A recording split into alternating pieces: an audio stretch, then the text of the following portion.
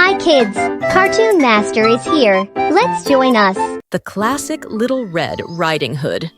Once upon a time, in a small village, there was a sweet little girl who was loved by everyone. She was known as Little Red Riding Hood, a kind and cheerful girl who always wore her favorite red hooded cape.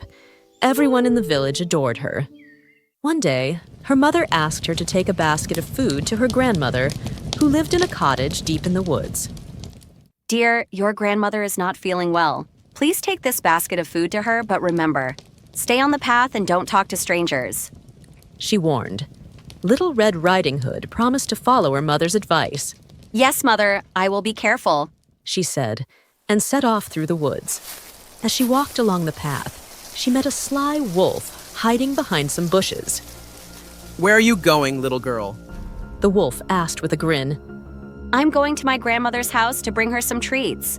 Little Red Riding Hood replied, unaware of the wolf's true intentions. How lovely. Oh, then why not pick some flowers for her? She'll love them. Little Red Riding Hood thought it was a good idea and stopped to gather a bunch of colorful flowers, forgetting all about the path. Meanwhile, the wolf took a shortcut through the forest to get to her grandmother's house. When the wolf arrived, he knocked on the door and disguised his voice, saying, "Grandmother, it's me, Little Red Riding Hood."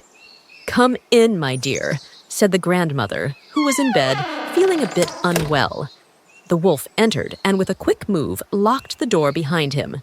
He jumped into the bed and disguised himself in the grandmother's clothes, pulling the covers over himself. Not long after, Little Red Riding Hood arrived at the house with her basket of treats. She knocked on the door. "Come in, my dear," the wolf called out, trying to mimic the grandmother's voice.